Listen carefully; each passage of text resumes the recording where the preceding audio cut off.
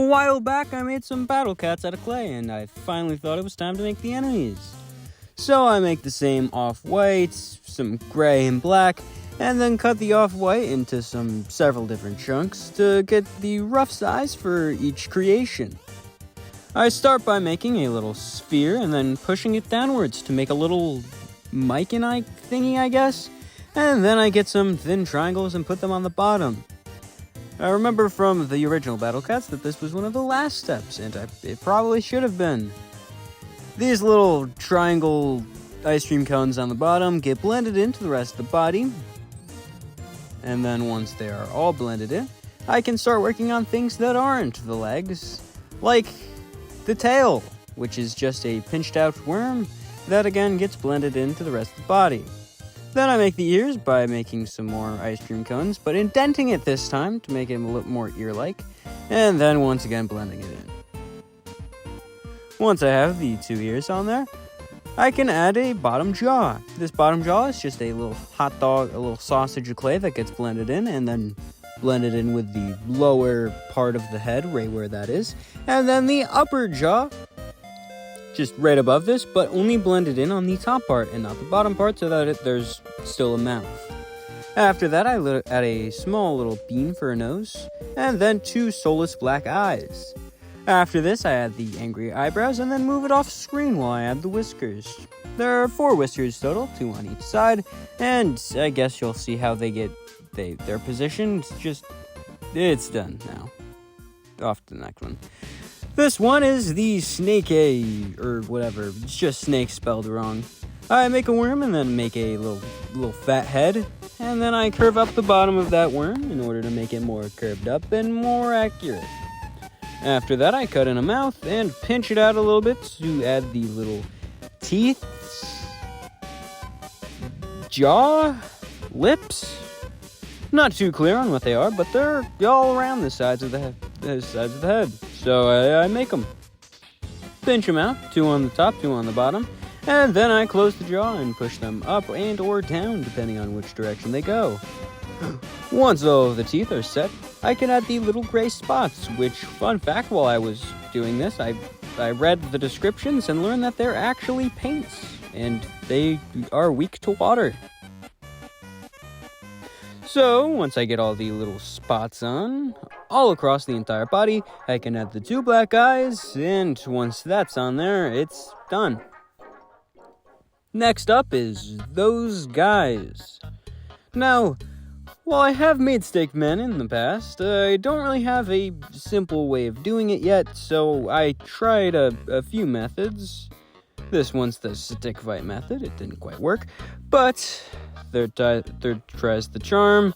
I just ended up separating the head from the body and then just pinching all of them out, just thinning them all to be stick-like, and then pinching out a small area on the head for the head to actually attach to fairly easily.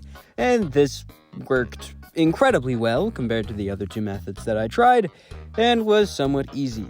So I made 5 of them. Now the actual image, the actual thing has 3 of them, but I did 5 because this is 3-dimensional, and I just made them running with 1 fist in the air because they have 1 fist in the air, I think. I just smashed them all together, and then positioned them better, I guess, and then it's done, I guess? Next up is the hippo, where we start getting into the actual abominations. This is just a long pancake with a little bit of tail flattened out on the back, and then a bunch of flat pieces added, and the mouth pressed in with a ball stylus.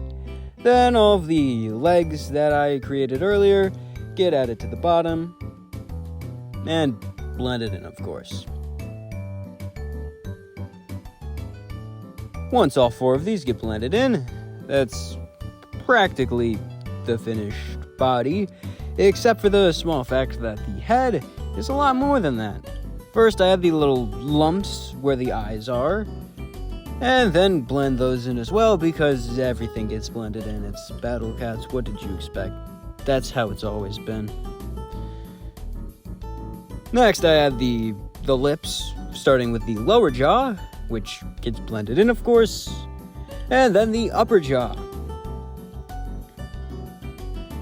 This also gets blended in, but now that I have the lower and upper jaw, I actually have a mouth, which means I can add ears. These also get slightly blended in, and are also semicircles.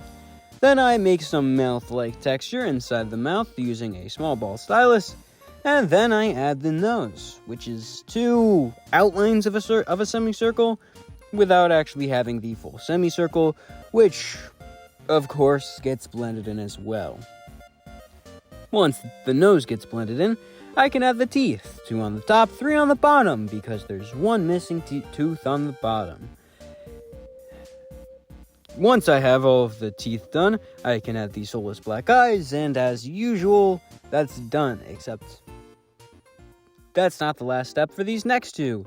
This one starts out with the gray that I had from earlier, which is only used on the snake so far, and this gets pressed out into a little bean with ice cream cones on the bottom. And after that, I poke out a little disc and make some hairs off of it and blend it into the top of the head. Once I have that, I can make it a little more shape-like, and then add the flippers, or what, I really forgot the name of it right now, and I'm not looking it up, and this is just gray on white on the inside.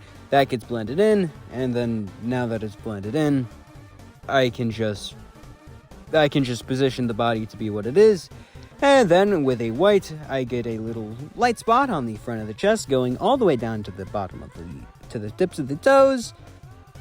And once that's all positioned properly, I can make a beak. The top part is just a triangle, and the bottom part's just a sausage. This gets pressed on, and then 2 indents are placed to be the nostrils. After the nostrils, I can add small black soulless eyes, and this isn't the last step because I need eyebrows. I make more ice cream cones and indent a little pattern on the back. This pattern on the back is hair. The eyebrows then get placed and to be all angry-like on top of the eyes, and once the eyebrows are on, it's done, except I make a platform later. Now it's time for, gory. I completely forgot the name, but this is just a little sausage, a little bean that gets a head poked out, and then its legs pinched out from there. The legs go to being attached from the side, and then a little worm is put down from the bottom of the thickened leg in order to make the feet. The feet get the toes cut out with a very sharp tool that I've cut myself on several times, and then I make some more sausages and very thick ones for the arms. I indent a little area for the elbow, and then pinch out a small elbow. Then I add a thumb, flatten it out, add some fingers, roll the fingers over into some fists, and then attach it to the body, and then I make another one and attach it again. Once both of them are attached, I can blend both of them in, and once both of them are blended in, there really isn't much left to this, I guess. I poke it and prod it to make it stable, and then I add a chin. Followed by the chin is, of course, the upper lip, which makes the mouth, which gets blended in except for the bottom part so that there's an actual mouth. Then I indent the middle and both of the sides, and then I add the nose. The nose is one piece, like a plastic dog nose on plushes, and then it's blended in, the soulless black eyes, and then similar to last time, there's the forehead this time, which also kind of acts like how the eyebrows acted. This gets blended in on the top, and then the same treatment as before, where it's 2 indents on the side and 1 indent in the middle, and then I push it down to make them look more angry. Then I fix up the positioning again, and it's done!